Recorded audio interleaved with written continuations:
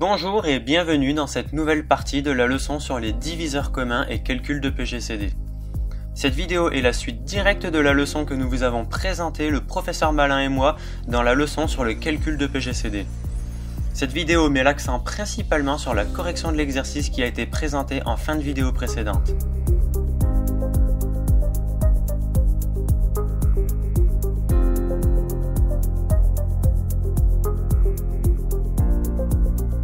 Passons dès à présent à la correction de l'exercice de mise en application de type brevet.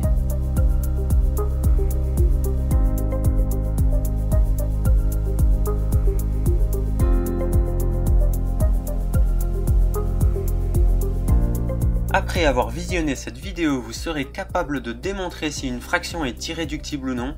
Vous allez être capable d'utiliser l'algorithme d'Euclide dans plusieurs situations, et nous allons également revoir les critères de divisibilité d'un nombre.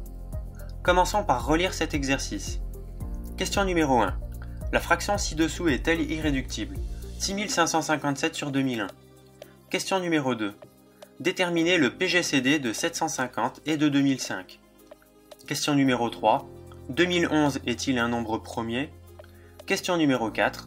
2012 est-il un nombre premier?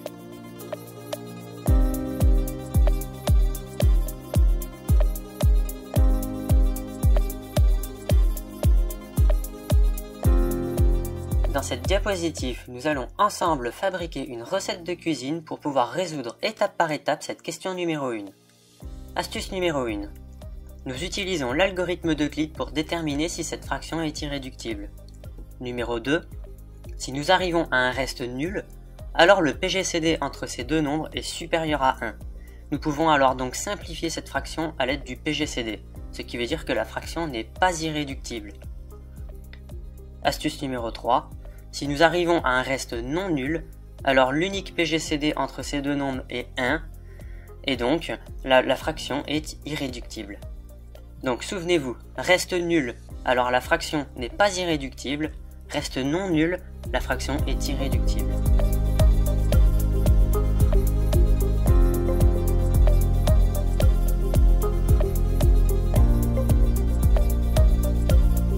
Commençons dès à présent la résolution de la question numéro 1. Comme dit précédemment dans les astuces, nous utilisons l'algorithme d'Euclide pour déterminer si la fraction 6557 sur 2001 est irréductible. Pour dérouler l'algorithme d'Euclide, nous posons successivement toutes les divisions euclidiennes. Donc nous commençons par poser la division euclidienne de 6557 et de 2001. Cette division euclidienne nous dit que 6557 est égal à 2001 fois 3 plus un reste qui est égal à 554. Donc l'algorithme d'Euclide nous dit que chercher le PGCD de 6557 et de 2001 revient à chercher le PGCD de 2001 et du reste 554. Donc nous posons alors la division euclidienne de 2001 et de 554. Ce qui nous donne alors 2001 égale 554 fois 3 plus un reste qui est égal à 339. Et donc l'algorithme d'Euclide nous dit que chercher le PGCD de 2001 et de 554 revient à chercher le PGCD de 554 et de 339.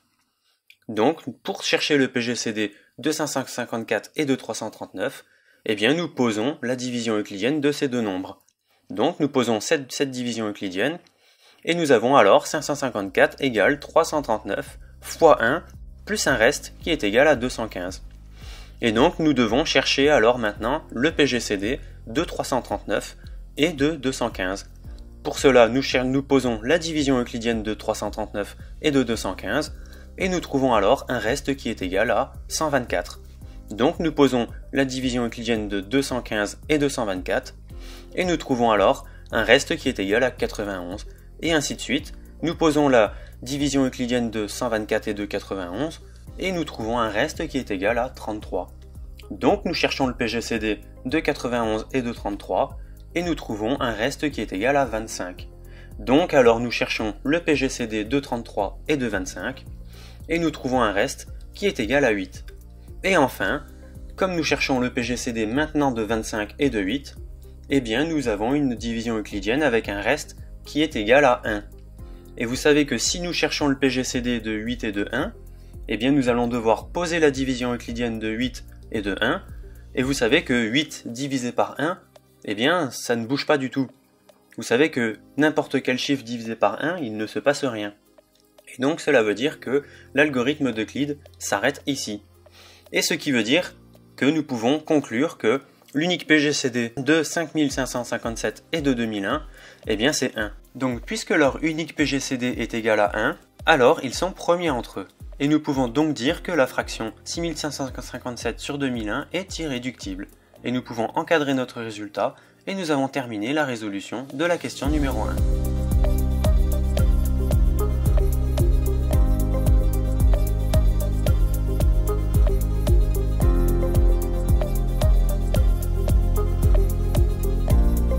Passons maintenant à la résolution de la question numéro 2. Déterminer le PGCD de 750 et de 2005. Et bien comme précédemment, nous utilisons l'algorithme d'Euclide pour calculer le PGCD de 750 et de 2005. Et bien comme précédemment également, pour dérouler cet algorithme, eh bien nous posons les divisions euclidiennes successives. Commençons par poser la division euclidienne de 2005 et de 750. Eh bien nous trouvons une division euclidienne qui nous dit que 2005 est égal à 750 fois 2 plus un reste qui est égal à 505. Eh bien l'algorithme d'Euclide nous dit que chercher le PGCD de 2005 et de 750 revient à chercher le PGCD de 750 et de 505. Et bien donc nous pouvons chercher le PGCD de 750 et de 505. Et bien pour cela, nous devons poser la division euclidienne de 750 et de 505. Et ici nous trouvons un reste qui est égal à 245. L'algorithme d'Euclide nous dit que chercher le PGCD de 250 et de 505, eh bien cela revient à chercher le PGCD de 505 et de 245. Et donc pour chercher ce PGCD, eh bien nous devons poser la division euclidienne de 505 et de 245. Et bien ici nous trouvons un reste qui est égal à 15, donc nous allons chercher le PGCD de 245 et de 215. Et bien pour cela nous posons la division euclidienne de 245 et de 15, et nous trouvons un reste qui est égal à 5. Nous cherchons donc le PGCD de 15 et de 5, et bien ici, en l'occurrence, en posant la division euclidienne de 5 et de 15, nous trouvons un reste qui est égal à 0. Et puisque nous avons un reste qui est égal à 0, eh bien l'algorithme d'Euclide est fini, et nous pouvons donc dire que le PGCD de 15 et de 5 est égal à 5. Et comme le PGCD de 15 et de 5 est égal à 5, en remontant à l'aide de l'algorithme d'Euclide, eh bien nous pouvons aussi dire que le PGCD de 750 et de 2005, eh bien c'est 5 aussi. Et nous avons trouvé notre résultat que nous pouvons encadrer, et nous avons résolu la question numéro 2.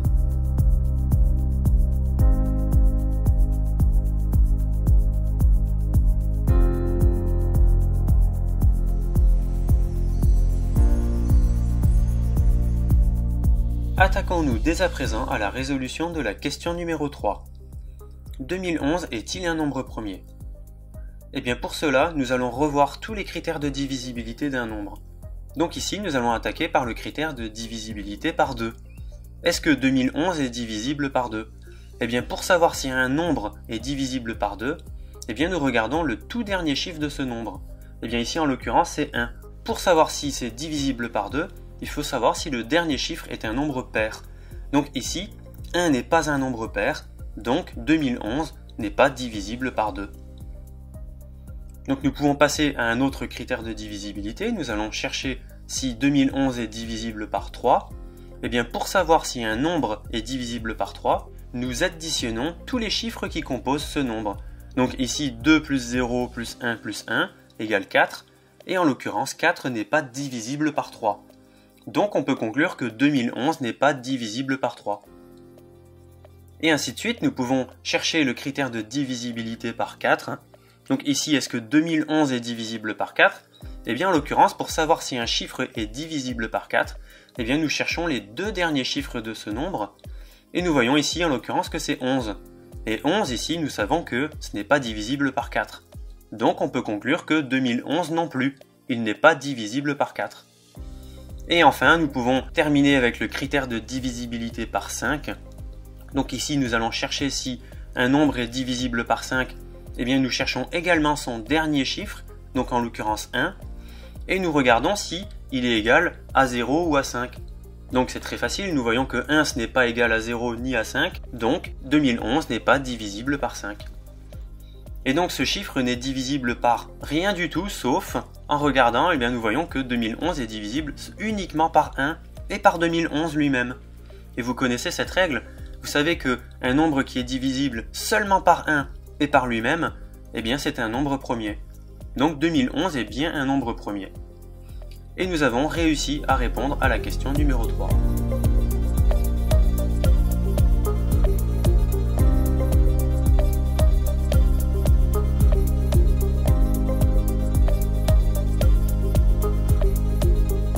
Terminons la résolution de cet exercice par la question numéro 4. 2012 est-il un nombre premier? Nous allons utiliser exactement la même méthode que précédemment. Nous allons revoir les critères de divisibilité de 2012. Donc ici, nous allons chercher si 2012 est divisible par 2. Donc nous allons prendre comme précédemment le dernier chiffre de 2012, ici en l'occurrence 2.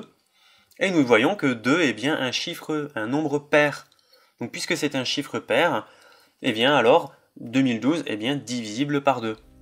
Ici nous avons déjà trouvé, nous pouvons tout de suite conclure que puisque 2012 a d'autres diviseurs que 1 et lui-même, puisque 2 est bien un diviseur de 2012, alors 2012 n'est pas un nombre premier. Puisque nous avons déjà conclu, nous pouvons continuer juste pour voir si nous aurions trouvé d'autres critères de divisibilité et si nous aurions pu conclure une autre fois. Donc nous allons continuer avec le critère de divisibilité par 3. Est-ce que 2012 est divisible par 3? Comme précédemment, nous allons additionner tous les chiffres qui composent ce nombre.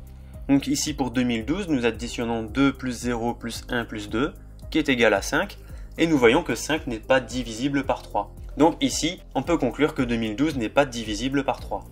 Donc nous n'aurions pas pu conclure avec ce critère de divisibilité.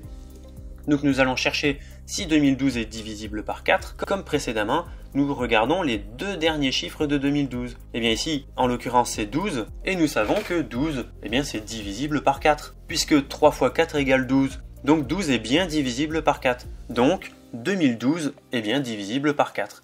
Et comme 2012 est divisible par 4, donc 4 est un diviseur de 12. Et puisque 4 est un diviseur de 2012, 2012 a comme diviseur 2, il a comme diviseur 4, et il a comme diviseur 1, et il a comme diviseur 2012. Donc il a 4 diviseurs au total, donc il ne possède pas uniquement les diviseurs 1 et 2012 lui-même, donc on peut encore une fois conclure que 2012 n'est pas un nombre premier. Donc nous allons continuer juste pour voir si nous aurions pu trouver encore un autre critère de divisibilité. Donc est-ce que 2012 est divisible par 5 ? Ici vous voyez que le tout dernier chiffre de 2012, qui est en l'occurrence 2, il n'est pas égal à 0 ni à 5. Donc 2012 n'est pas divisible par 5. Et donc maintenant, nous avons déjà conclu que 2012 n'est pas un nombre premier, donc nous pouvons encadrer notre résultat. Nous avons répondu à la question numéro 4. Et nous avons terminé la résolution de notre exercice.